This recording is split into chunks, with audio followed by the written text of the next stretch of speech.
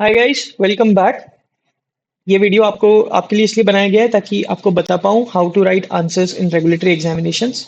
अब answer writing जो है वो रेगुलेटरी एग्जामिनेशंस में काफ़ी इंपॉर्टेंट है बिकॉज जिस भी regulatory exams for example NABARD जिसमें एक मेंस का एग्जाम होता है उसमें 50 मार्क्स की आंसर राइटिंग होती है। हाउएवर जिसमें दो मेंस के एग्जाम होते हैं जैसे कि आरबीआई, उसमें आपको 100 मार्क्स की आंसर राइटिंग करनी है। तो आंसर राइटिंग जब आप जितना अच्छा आंसर लगेंगे उतना अच्छा इंप्रेशन आपके एग्जामिनर पे पड़ेगा और उतने ही ज्यादा आपको डिस्क्रिप्टिव में मार्क्स मिलेंगे।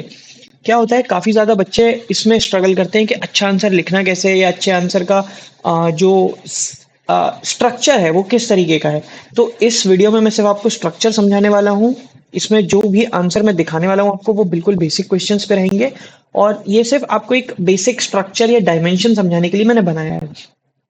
इसमें से जो आंसर निकलेंगे वो वही आंसर हैं अभी जो आपको दिखाई जाएंगे जो मैंने खुद अपनी प्रिपरेशन में सेल्फ प्रैक्टिस के टाइम बनाए थे। ठीक है, तो चलते हैं पहले क्वेश्चन के ऊपर। पहला क्वेश्चन जो है वो बहुत इजी सा क्वेश्चन है। What is unemployment, explain its types and reasons. अब जिस भी एग्जामिनेशन में इकोनॉमिक्स आएगी उसमें ये क्वेश्चन पूछा जा सकता है। अनएम्प्लॉयमेंट बहुत ही बड़ा सब्जेक्ट है और खासकर हर एग्जाम में ये आता ही है अनएम्प्लॉयमेंट का टॉपिक। अनएम्प्लॉयमेंट ले लो, पॉवर्टी ले लो, इलिटरेसी ले लो। तो एक बेसिक स्ट्रक्चर कैसा होना चाहिए आंसर का वो मैं आपको बताता हूँ। देखिए, सबसे पहले मैंने लिखा है इसमें तीन लाइंस का इंट्रोडक्शन, जिसमें एक लाइन में जैसे unemployment refers to a situation where a person who is able and willing is looking for a job and is not able to find any. ये उसकी एक बेसिक सी डेफिनेशन हो गई। इसके बाद मैंने एक स्टैटिस्टिक्स दे दिया कि पीएलएफएस में 6.6% अनएम्प्लॉयमेंट था और एचडीजी जो सस्टेनेबल डेवलपमेंट गोल्स होते हैं वो क्या कहते हैं इसके बारे में। तो ये एक बेसिक से इंट्रोडक्शन है, मैंने खुद प्रैक्टिस के टाइम लिखा था और जब हम एग्जाम लिखने जाते हैं तो बहुत अच्छा बनाना काफी मुश्किल हो जाता है। तो बेसिक इंट्रोडक्शन, उसके बाद क्या अब यहाँ पूछा है एक्सप्लेन इट्स टाइप्स, तो आपको पहले टाइप्स समझाने पड़ेंगे। तो यहाँ मैंने टाइप्स लिखा है, एक दो तीन चार टाइप्स क्या क्या होते हैं अनएम्प्लॉयमेंट के। इसके बाद क्वेश्चन में ये भी पूछा है रीजंस, तो रीजंस भी लिखें। मतलब आपको डायमेंशंस पूरे देने हैं जो भी क्वेश्चन में पूछा जाएगा। टाइप्स पूछा है टाइप्स लिखिए, रीजंस पूछा है रीजंस भी लिखिए। तो यहाँ रीजंस लिखे हैं मैंने। अब रीजंस में मैंने 7 पॉइंट लिखे क्योंकि रीजंस मेरे को ज्यादा तरीके से अच्छे से बेटर तरीके से आते थे। अब गवर्नमेंट इनिशिएटिव ये मैंने एक्स्ट्रा एड ऑन किया है ताकि आंसर को एक पॉजिटिव एंड मिले कि क्या गवर्नमेंट इनिशिएटिव ले रही है जिससे अनएम्प्लॉयमेंट की प्रॉब्लम खत्म हो सके, एम्प्लॉयमेंट बढ़ सके। इसके बाद एक मैंने वे फॉरवर्ड भी दिया है। वे फॉरवर्ड क्यों दिया है मैंने, ताकि एक पॉजिटिव नोट पे आंसर खत्म हो। अब इसमें समझने वाली बात यह है कि ये स्ट्रक्चर देखिए आंसर का, एक इंट्रोडक्शन है, नीचे इसका बेसिक समझाया गया है क्या टाइप्स हैं, इसके बाद एक रीजन लिखे हैं। तो अब इसके बाद जो भी एडिशनल टॉपिक में ऐड करूंगा उसमें मैं मिनिमम 4 से 5 पॉइंट तो दे ही रहा हूँ। ठीक है, तो पहले सबसे पहले डायमेंशन हो गए। सबसे पहले इंट्रोडक्शन का एक डायमेंशन है, फिर टाइप्स का एक डायमेंशन है, फिर रीजन एक है, फिर गवर्नमेंट इनिशिएटिव है और उसके बाद वे फॉरवर्ड है। तो 5 डायमेंशन में आंसर हो गया और उसके बाद ही हर डायमेंशन में चार चार पांच बार पॉइंट हो गए। अनएम्प्लॉयमेंट के 4 पॉइंट हो गए, क्या रीजन है उसके 7 पॉइंट लिख दिए, गवर्नमेंट इनिशिएटिव्स लिख दिए 4 5, वे फॉरवर्ड लिख दिए 4। अब बात क्या है कि आपको इसमें से कोई एक चीज बहुत अच्छे से आती हो। फॉर एग्जांपल आपको रीजंस बहुत अच्छे से आते हो तो ऐसा नहीं है रीजंस 10 लिख देने, मैंने भी यहाँ 7 लिख दिए, ज्यादा लिख दिए। अपने आप को लिमिट कीजिए, डायमेंशंस जितने लिख रहे हैं लगभग उतने ही उसके अंदर पॉइंट्स लिख लिए। मान लीजिए 4 या 5 आपने डायमेंशंस लिखे तो हर डायमेंशन के अंदर 4 4 पॉइंट 5 5 पॉइंट भी लिखेंगे आप तो वो इनफ रहेगा। उससे एक आपका जो आंसर रहेगा वो काफी अच्छा लगेगा। एक बात जरूरी याद रखिएगा, आंसर्स के अंदर डेटा पॉइंट्स और फैक्ट्स और फिगर्स होना बहुत जरूरी है।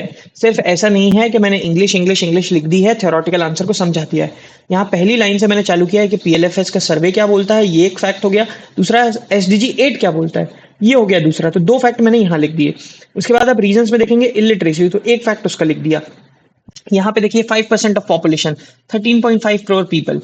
यहाँ पे 2008 100 डेज एम्प्लॉयमेंट, तो ये मैंने सारे फैक्ट्स एंड फिगर्स इस्तेमाल कर लिए। और उसके बाद यहाँ पे जो वे फॉरवर्ड है, वे फॉरवर्ड में भी कितना एजुकेशनल बजट है हमारा, ये मैं ये नहीं बोल रहा हूँ कि ये आइडियल है, इससे आप ज्यादा भी लिख सकते हैं। जितने फैक्ट्स एंड फिगर्स बताएंगे एग्जामिनर को लगेगा बच्चे ने उतनी ही ज्यादा पढ़ाई की है, उतने ही ज्यादा नंबर मिलेंगे आपको। ठीक है, तो इस तरीके से आंसर को प्रेजेंट कीजिए। इसमें मैंने एग्जाम्पल्स का कम इस्तेमाल किया है, आप एग्जाम्पल्स भी बढ़ा सकते हैं।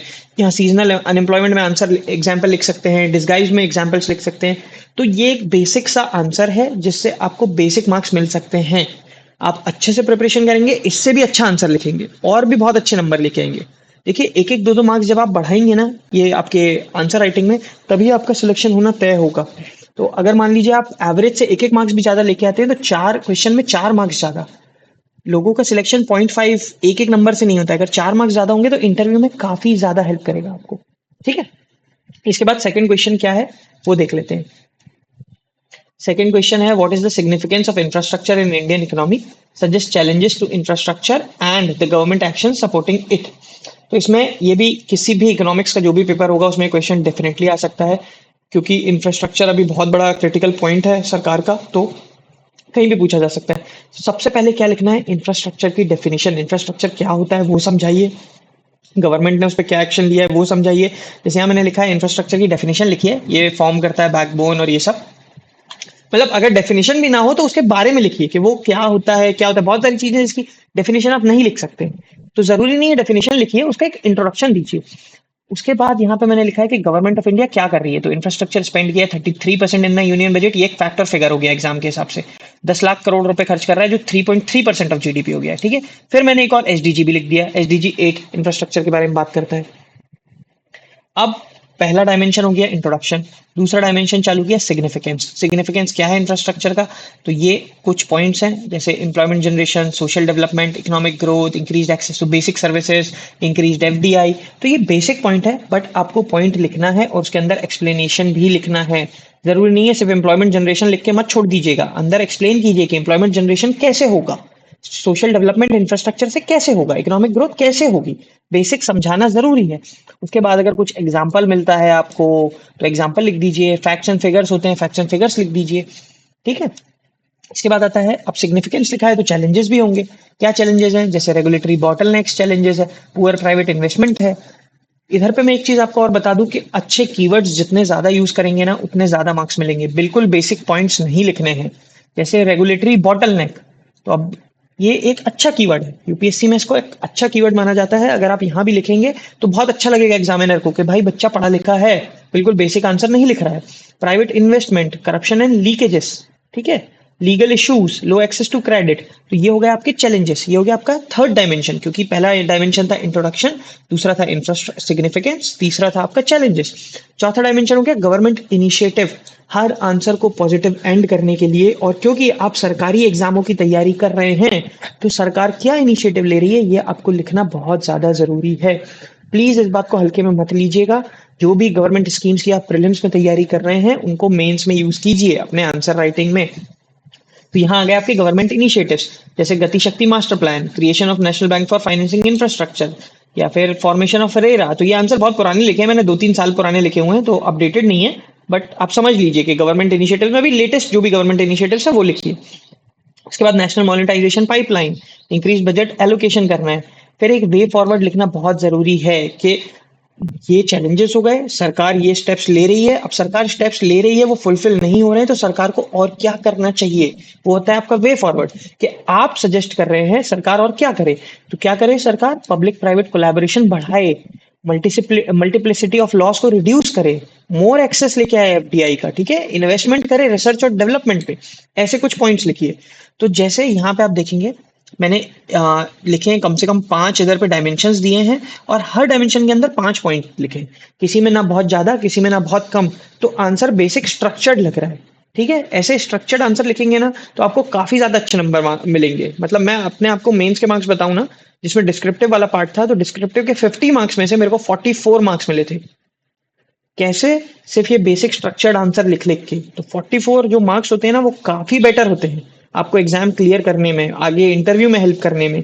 तो जितने ज्यादा मार्क्स लेके आएंगे, क्योंकि ये आपके हाथ का खेल है, यहाँ वैसा गेम नहीं है ना ऑब्जेक्टिव टाइप के, आता है तो आता है नहीं तो नहीं आता है। यहाँ आपको आंसर बनाना है, जितनी अभी तक की आपने पढ़ाई की है उसके बेसिस पे आंसर बनाइए, अच्छा आंसर लिखिए और इस तरह के स्ट्रक्चर्ड आंसर्स को अपनी प्रिपरेशन में लेके आइए।